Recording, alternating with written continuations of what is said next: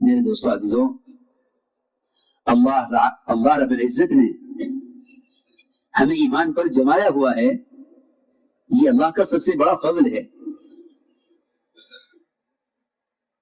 ہمیں سے کوئی بھی اپنے ایمان پر اپنی مرضی سے اپنی قوت سے جمع ہوا نہیں ہے، محض اللہ کا فضل ہے۔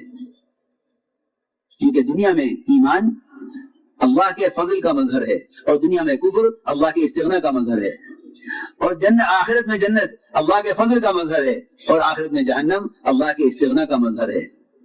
یہ سمجھنے کی بات ہے۔ جی ہاں، دنیا میں ایمان پر قائم رہنا یہ اللہ کا سب سے بڑا فضل ہے۔ چنانچہ حضور اکرم صلی اللہ علیہ وسلم سے یہ مطالبہ کیا کہ ہم آپ کو حضرت کا بوسہ نہیں لینے دیں گے جب تک آپ ہمارے بتوں کے آگے سے جھک کر نہیں جائیں گے۔ آپ صلی اللہ علیہ وسلم کو اس میں کوئی شک نہیں کہ انبیاء علیہ السلام تو ہر گناہ سے معصوم ہیں۔ شرک تو کوئی تصور نہیں کر سکتا کہ انبیاء کے ساتھ شرک کا تصور بھی ہو انبیاء کو، کیونکہ وہ اللہ کی توحید کو قائم کرنے کے لیے بھیجے گئے ہیں۔ لیکن آپ کو ہلکا سے خیال آیا بغیر دل کے ارادے کے، اگر ان کو صرف خاموش کرنے کے واسطے سر سے اشارہ کر دیا جائے تو کیا حرج ہے؟ یہ خیال آیا بغیر دل کے ارادے کے، بغیر دل کے ارادے کے، اور یہ خیال آپ نے پکایا نہیں، آ کر گزر گیا۔ اللہ نے فرمایا وَلَوْلَا أَن ثَبَّتْنَاكَ لَقَدْ كِدتَّ تَرْكَنُ إِلَيْهِمْ شَيْئًا قَلِيلًا۔ نبی جی، اگر ہم آپ کو نہ جماتے تو قریب تھا کہ آپ ان کی بات کی طرف تھوڑے سے جھک جاتے، وہ بھی دل کے ارادے سے نہیں، صرف ان کو دکھانے کے لیے۔ اگر آپ ایسا کر لیتے تو ہم آپ کو دگنا عذاب دنیا میں دیتے، دگنا عذاب آخرت میں دیتے۔ ہاں، میں نے بات اس لیے عرض کی ہے کہ ہم میں سے ہر ایک غور کرے اپنی ذات کے اعتبار سے، اس لیے کہ مسلمان کی بے دینی وہ صرف اپنے اختیار سے نہیں ہے، بلکہ کچھ اسباب ہیں بے دینی کے، صرف اپنے اختیار سے بھی نہیں ہے، بلکہ کچھ اسباب ہیں بے دینی کے۔ جہاں بے دینی کا اسباب اپنے ذاتی اندر سے ہیں وہاں نفس کے تقاضے سے ہیں، اور جہاں بے دینی کا اسباب باہر کی طاقت سے ہیں وہاں باہر کی طاقت سے ہیں، مگر یہ اس کے مقابلے میں کامیاب نہیں ہو سکتے۔ یہ حالات کو دیکھ کر دین بدل دیں گے، یہ حالات کو دیکھ کر دین بدل دیں گے، حالات کو سامنے رکھ کر چلیں گے، حالات کو سامنے رکھ کر چلیں گے۔ حالات یہ ہیں کہ حالات کے لیے دین بدل دیں گے۔ میں جو عرض کرنا چاہتا تھا کہ ہر قسم کے حال سے مقابلہ، ہر قسم کے قانون سے مقابلہ، اس مقابلے کی قوت اللہ تعالیٰ کی شرط پر دیتے تھے، وہ شرط دعوت ہے، وہ شرط دعوت ہے۔ تو میں نے عرض کیا کہ جب مسلمان اپنے دین کی دعوت کو چھوڑ دیتا ہے تو پھر وہ اپنے دین کو بیچنے لگتا ہے۔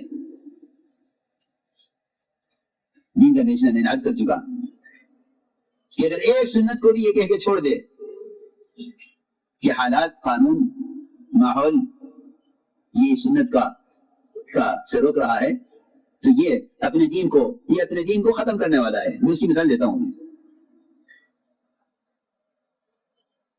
بڑا جنگل لکڑی کا میلوں میں پھیلا ہوا، بڑا جنگل لکڑی کا میلوں میں پھیلا ہوا، لوہے نے جنگل کے بادشاہ سے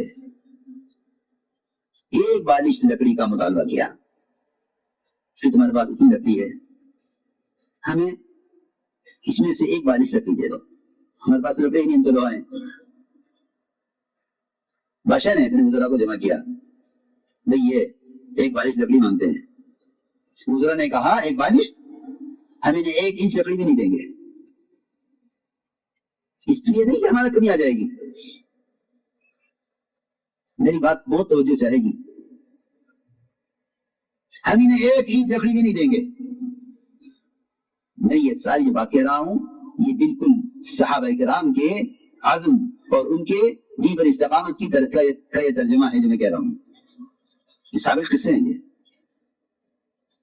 اس میں مثال دے رہا ہوں یہ صحابہ کے ہر زمانے میں باطل کو جواب دینے کا کی یہ سب سے عمدہ مثال ہے.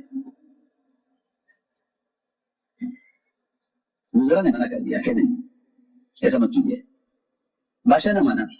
بادشاہ نے کہا اتنی لکڑی ہمارے پاس, میلوں میں جنگل کھڑا ہوا ہے, بے شمار درخت, بے شمار شاخیں, بے حساب لکڑی, انہیں ایک بارش کی ضرورت ہے, دے دو. نہ مانا بادشاہ, اور اس نے لکڑی اٹھا کے ایک بارش لکڑی اس کو دے دی. لوہے نے اس لکڑی کی ہتھی بنائی اور اسے آرے میں لگایا اور سارا جنگل کاٹ کے ختم کر دیا. سارا جنگل کاٹ کر ختم کر دیا. عقل کو استعمال کرو, میں جو کہہ رہا ہوں. ہاں کیوں پہلے کیوں نہیں کر سکا؟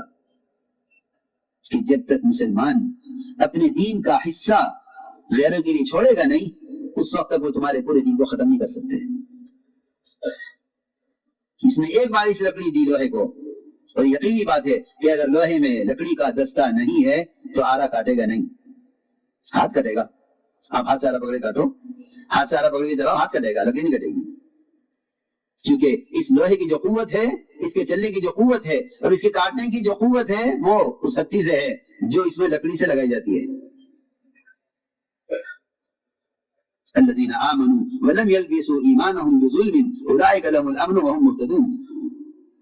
کہ اگر ان کے ایمان میں شرک آمیزش نہیں ہے تو ان کے لیے دنیا میں امن بھی ہے اور ہدایت بھی ہے.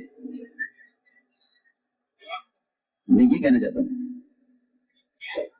یہ اس چکر میں ہے کیونکہ اختیارات ان کے ہاتھ میں ہیں, لہذا تم جس دین پر چل سکتے ہو چلو, اور جس دین پر یہ قانون یہ کہہ دے کہ آپ یہ نہیں کر سکتے, مسلمان یہ کہہ دے کہ ٹھیک ہے, میں تو مکلف ہوں نہیں کیونکہ قانون ہے.